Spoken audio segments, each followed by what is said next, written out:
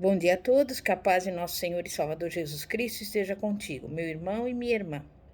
A palavra de Deus nos diz em Tiago, capítulo 2, versículo 17, que a fé sem obras é morta. E por obras, o que nós entendemos? Por obras, Tiago não tinha em mente a doutrina judaica de obras como meio de salvação, mas sim as obras da fé, uma demonstração ética exterior de uma verdadeira piedade e, especialmente, uma obra de amor. O mundo precisa de ação e não só de palavras. É importante que venhamos a nos esforçar até que a nossa fé seja demonstrada diante dos homens e nós sejamos justificados diante do mundo, pela vida que levamos e pelas obras que praticamos.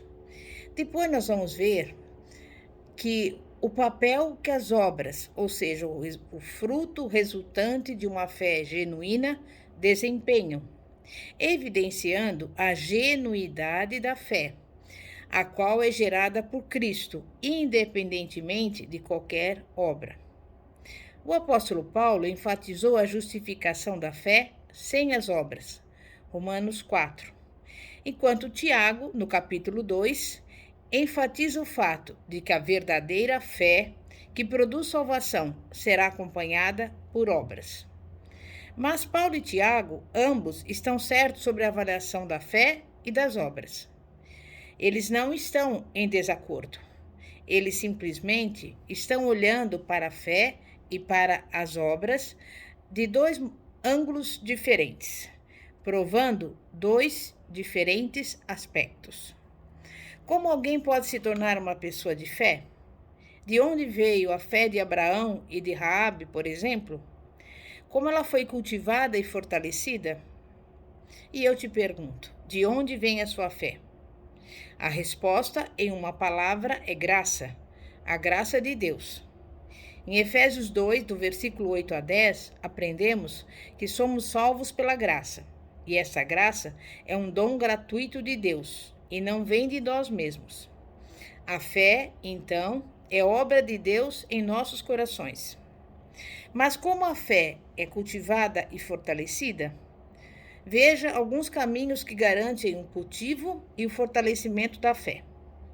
Primeiro, lendo a palavra. Quando lemos a Bíblia, estamos nos permitindo caminhar lado a lado com os gigantes da fé.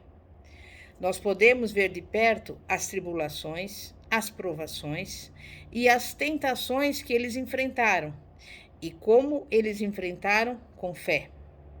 Algumas vezes podemos até mesmo ver como eles falharam.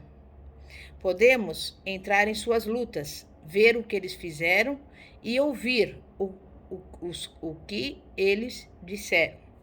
Podemos também ler o que Deus diz sobre fé, como, por exemplo, em Tiago 2. Segundo lugar, ouvindo o que a palavra diz. Deus deu à sua igreja um tipo de dom, o ofício de mestre, para nos ajudar e crescer na fé. Ouvir a Bíblia sendo ensinada, comentada e explicada abastece a nossa fé. Em terceiro lugar, compartilhando a palavra.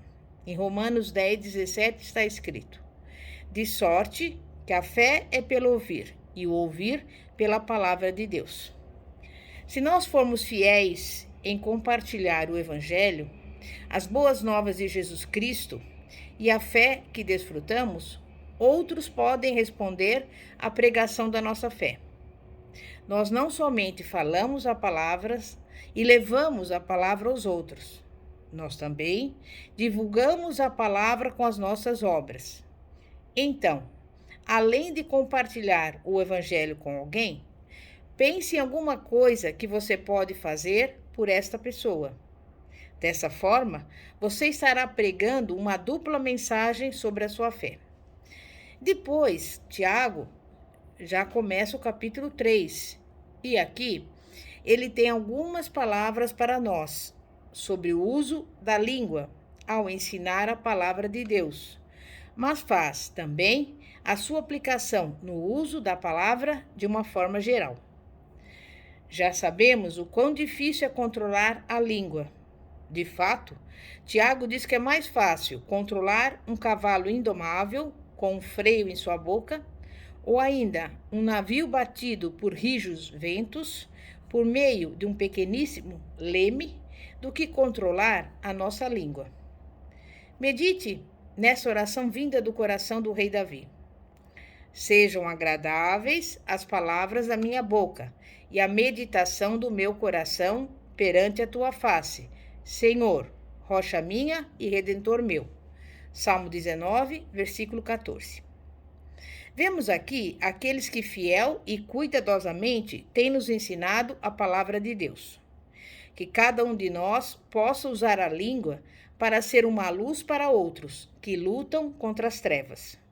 Que possamos ter a língua dos instruídos e então sabemos sinceramente sustentar com uma palavra de encorajamento e instrução aqueles que estão cansados. A língua pode ser nociva, pode tornar-se um mundo de iniquidade, diz Tiago, acrescentando que a língua é inflamada pelo inferno e é um mal irrefreável, está cheia de peçonha mortal. Tiago compara a língua a um fogo que é capaz de incendiar uma grande floresta. Vamos observar quais são as categorias de intrigas, usando como base Tiago capítulo 3. O primeiro tipo de intriga é a maliciosa. É sobre isso que Tiago estava falando. A intriga maliciosa é consciente e deliberadamente prejudicial. Ela é baseada na inveja e enraizada em flagrante egoísmo. Ela visa quebrar relacionamentos e destruir amizades. E pode manifestar-se em todo tipo de ação maligna. O segundo tipo de intriga é a racionalização. Esse tipo de intriga é bem mais sutil do que a maliciosa. O que torna a racionalização tão perigosa é que, frequentemente, ela provém de um auto-engano, enraizada e baseada nas mesmas motivações da intriga maliciosa. A pessoa que racionaliza convenceu-se a si mesma de que a sua conversa é destinada ao bem da outra pessoa. Ela pode vir disfarçada num motivo de oração e em preocupação com a outra pessoa. A racionalização, porém, é muito destrutiva. E o terceiro tipo de intriga é a intriga inocente.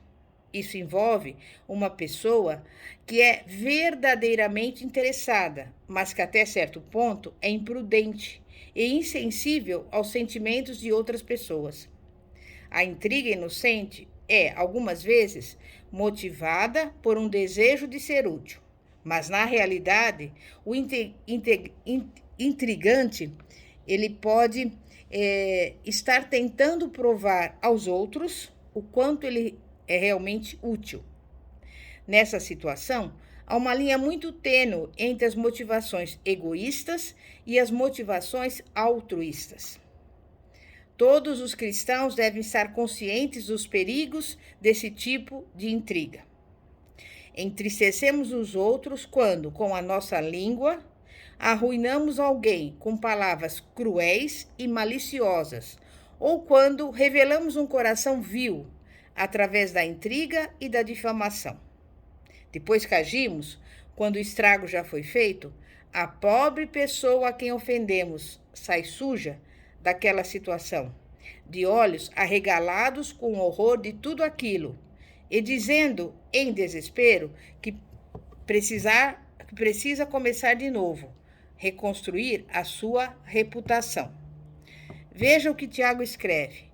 Vede com grande bosque um tão pequeno fogo incendeia. Então eu digo a vocês, faça o que for preciso para domar a sua língua, para edificar em vez de destruir, para encorajar em vez de aniquilar, para ministrar em vez de massacrar com a sua língua. Amém? É momento de oração. Santíssimo Deus, poderoso Pai, Pai de nosso Senhor e Salvador Jesus Cristo, nós vimos aqui que a fé sem obras é morta. E nós vimos também que devemos domar a nossa língua, porque muitas vezes falamos palavras que não edificam, falamos palavras que magoam, que destroem, mas ensina-nos, Pai, a dominar esse pequeno órgão que é a língua e que nós possamos apenas ministrar a tua palavra, falar coisas edificantes a quem quer que seja, ainda que seja aos nossos inimigos. Por isso, eu te louvo e já te agradeço, em nome de Jesus. Pastora Fátima, da Igreja Evangélica Apostólica Poder de Cristo. Que a paz de nosso Senhor e Salvador, Jesus Cristo, esteja contigo. Amém e graças a Deus. Glória a Deus.